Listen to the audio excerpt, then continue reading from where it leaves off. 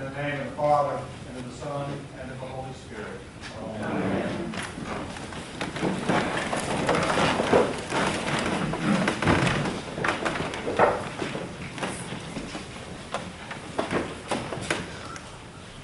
I can be a skeptic. Just like all of you, I can be a skeptic about certain things at certain times. I think we can all be skeptical from our education as well as life experience itself, which really teaches us a lot. I can tell you I can be a skeptic of certain things that have happened in my past life that taught me to be careful when seeing or doing something. One, for instance, is when I was a kid, I loved to read comic books. I loved Spider-Man and Superman. And I would read them all the time. And if you remember the comic books, the very back were all these advertisements. And all the time, every month when I used to get one of the comic books, I would see the advertisements and I would go to my dad and say, I want this. And he said, son, you don't want that, it's junk. Remember that? I bet your parents told you the same thing. You know, what do parents know, right? And so I would argue and argue and argue, and he'd say, it's junk, don't waste your money. But finally he gave in, and I decided I wanted to buy an ant farm from a comic book. And so my dad gave in and said, fine, use your money the way you want to, and I went ahead and ordered this ant farm. And of course, you know, kids would die today because my kids get upset when they order something online and it takes more than 24 hours to get to the house. Because I'm like, trust me, when I was a kid, you'll remember this too. How long did it take to get something? 6 to 8 weeks. Yes. 6 to 8 weeks for a kid felt like 6 to 8 months. So I ordered this ant farm, and I'm waiting and I'm waiting and I'm waiting, and then finally about 8 weeks, I get my ant farm. And this little rickety thing that I bought was kind of sad, but I was excited anyway. And so I would put it together, and I had it all set, the sand, I had the instructions. There was only one problem. It didn't come with ants. And it had this little orange card. I can still remember. That's sad. You know how you're scarred in life when you still remember, right? And this orange card. And it said, to order your ants, you know, you had to send this card in and you got free ants. Of course, there was shipping and handling. So I went ahead, I filled it out, and of course it said 6 to 8 weeks for delivery. So now about another 6 to 8 weeks, I finally get a little tube that has ants in it, which is kind of sad now I think about it, how mean, you know, for these poor little ants. So I went ahead and I was excited, I put it in, and I can still remember the instructions of the kind of cornmeal you had to use, as well as water droplets that you had to have on top to make sure that they got something to drink. And so I had them going, and guess what? Those little guys, they were working hard. They started making tunnels, and it was really cool. And each and every day I would come in and look at these ants and how they were working. In about 2 weeks, I came to look at them, and they were dead. After 16 weeks of waiting and spinning. I looked at my dad, and my dad looked at me, and he said, well, son, did it come with a queen? And I said, I don't know. There wasn't one wearing a crown. They all looked the same to me. And he said, I think that's the problem. It doesn't have a queen, and so they're all going to die. And I thought, what a ripoff. All this money and all this time, and it was an absolute ripoff. And my father looked at me and gave me that look where I know he wanted to say, I told you so, but he didn't. And I went on forevermore, you know, not just more things of buying things from the comic book, and it would be junk, just like my father said. The X-ray vision glasses. You can't see through a wall with them, by the way. And don't even get me started on sea monkeys. Remember the sea monkeys?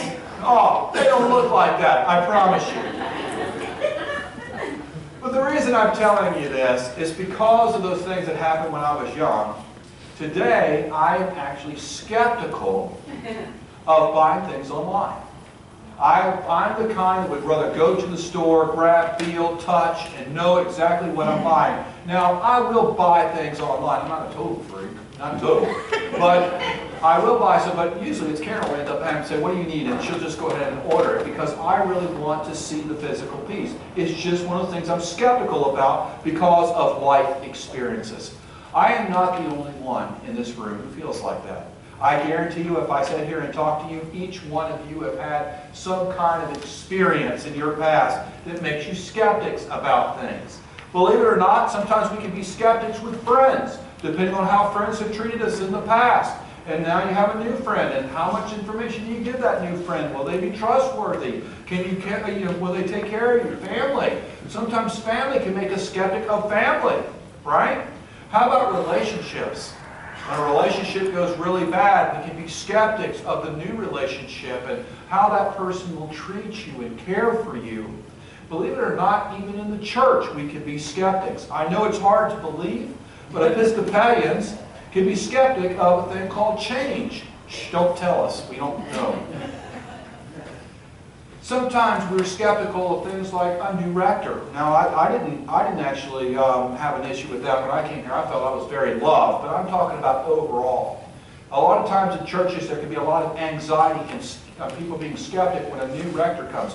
What kind of liturgy is he going to do, or she? What kind of traditions does he or she have? What kind of music will he or she want? Will they stand where Father McKenzie used to stand? Will they do Eucharist the way he did? What kind of classes will he do? Same with an assistant coming in. Sorry, James. It's the same thing. We can be skeptics of that. Will they work well with the rector? Will they bring their own ideas? What kind of classes will they teach? What will they... it goes on and on. And so we can be skeptics of these things. Programs. Sometimes we can be skeptics of programs. Things like, well, it's new, so I don't like it. Right? How many times does that happen? That's new. I've never heard of that program, so I don't like it. Or it's not the way that I taught it 20 years ago. So I'm a skeptic on the way this person is going to teach this particular class. Or maybe you've taken a Bible class or something in which you pronounced a Greek word or a Hebrew word wrong, and everyone in the class laughed, and you're like, I'm never going back again. I'm a skeptic towards it. How about prayer? Prayer. There's so many different types of prayer out there, and you can be a skeptic. I know in seminary I was on a few. Most of them I really liked. But I can remember one was teaching us to take off our shoes when we went to the altar to pray. I'm from the South, folks. You don't take off your shoes.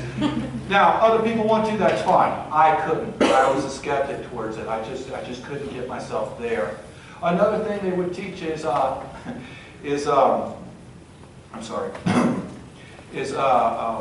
trying to think of the name of it. That's sad, isn't it? Oh, liturgical dance. Liturgical dance, and I'm sorry, but I was skeptic. I couldn't do that. I'm sorry, you're never going to see me do a liturgical dance. But there's also other ways of praying that I like. Another thing we can be skeptics of is giving. Sometimes we can be skeptics of giving even to a church, because maybe when you were a kid you heard somebody embezzled money, or you heard one down the street of embezzling, or somebody used funds for the wrong reason. That is not happening here, by the way. But it can make us skeptics. I can tell you, when I was starting out in my new career, my company wanted all of us to give to a nonprofit organization, one in particular, and they wanted 100% participation. And I can remember as a team player, I went ahead and I put money in also, money that really we could have used. But I went ahead as a team player, and I was part of giving to this nonprofit organization until one day on the Washington Post, on the very front, showed that the CEO was running around in a private jet airplane with Playboy buddies going party to party. I have an issue with that. I have an issue using my money for such a thing. So to this day, I'm a skeptic when I first hear it, and I want to read all about the organization and where does the money go. Sometimes we can even be skeptical of ourselves, our relationship with God. I have had people that sometimes don't believe how well they're loved. I've even had priests, and I've even been a part of this discussion, that when they get ordained, one of the things you hear commonly is, I cannot believe God picked me. Why would God pick me to be ordained? I've had people that I've talked to trying to get them back to the church. And I mean, it's a common thread or a theme with people that say, oh, Padre, if you knew the things I've done in my past, or things that I have thought about or said, you would know that I don't need to come back to church. And I'd look right at them and say, you're exactly who needs to come back to church, because you need to learn how much God loves you. Again, we all have experiences, all of us, that make us skeptics. And the reason I have gone through this long list of things that can make you a skeptic is because I want your mind around a man named Nathaniel. That's who we're going to talk about today. This is what we see in the gospel today. Jesus is going around collecting his disciples. We're at the very beginning here of John. Last week, Jesus picked up a couple of disciples from John the Baptizer. John the Baptizer actually had disciples too. And so Jesus went and picked up a couple from there. But in today's gospel, we see Jesus choosing to head to Galilee. And while he's heading to Galilee, he stops by a city of Bethsaida. And this is the same place where Andrew and Peter are from. Jesus meets Philip and says to him, "Come, follow me." And it doesn't tell us the conversation between Jesus and Philip. As a matter of fact, we're not privy to really any of the real conversations at the beginning. But something that Jesus says makes Philip believe. He believes that he is the right one, the right rabbi. And I'm sure it was exciting to have a rabbi that wants you as a student, a talmud, a disciple. And that would be attractive. But also there's something deeper about Jesus.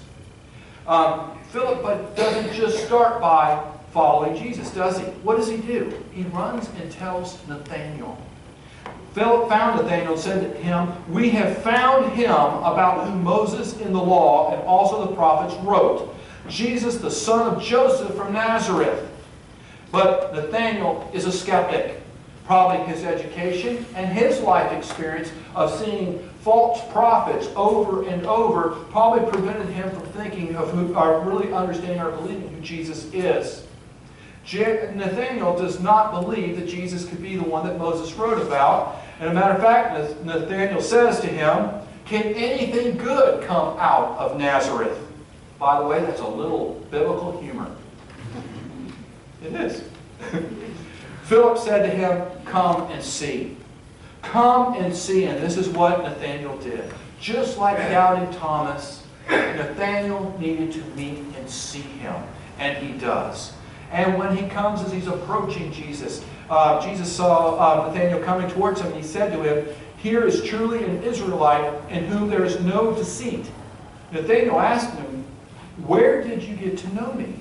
Jesus answered, "I saw you under the fig tree before Philip called you." Nathanael replied, "Rabbi, you are the Son of God. You are the King of Israel." Well, what does a fig tree have to do with thinking someone is the Son of God? I mean, somebody could see me under a palm tree, but it doesn't mean that they're the Messiah. Right? But early listeners of this story would have understood perfectly exactly what Jesus is saying.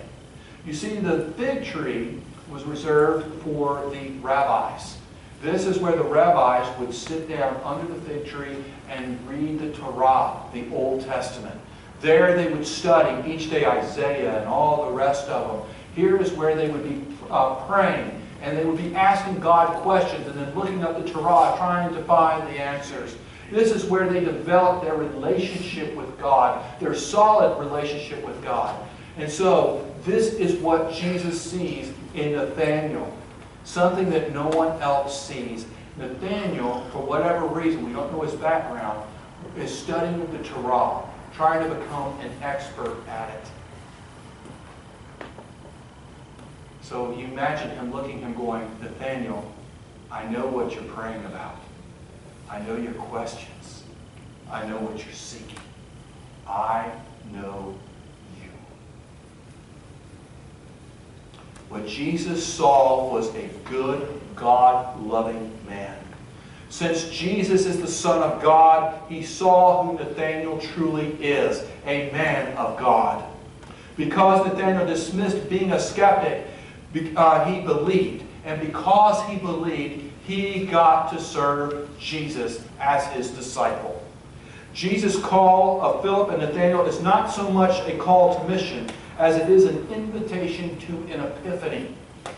This is not a story or one of those stories where God takes a miserable sinner and turns them into a saint. But instead, and I think even more importantly, this is one of those equally remarkable cases where God takes a person who is humanly praiseworthy in every way and makes them into something even more, a disciple.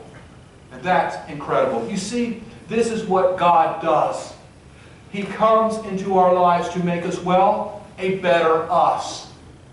He is the light that illumines every person.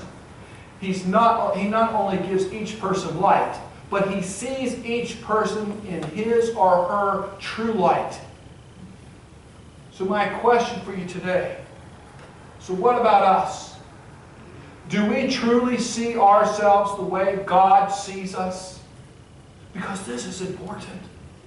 This is so important to know if we can see the way God sees us, knowing that love that God has for each one of us. It's the starting point. Can we truly see ourselves as children of God and followers of Christ? Can we truly understand the love that God has for each and every one of us? In other words, can we see the epiphany of Christ in each and every one of our lives? God, I hope so, because it's incredible. Sometimes the skeptical feelings about ourselves and our relationship with God and the church can hold us back from being who we really are. And so it holds us back from what we're really called to be and do. But here's the good news. Jesus sees us for who we really are and loves and wants you. He wants you anyway. It is us, not God, who needs to understand the love that God has for each and one of us here in this room and in our community. When we know Christ in our lives, we can begin to understand our mission, even when we're skeptical about it. It's true for me. There are times that we decide to do things here at the church, and a little bit of me is skeptical. Is it going to work? Is it going to feed people? Is God truly calling us?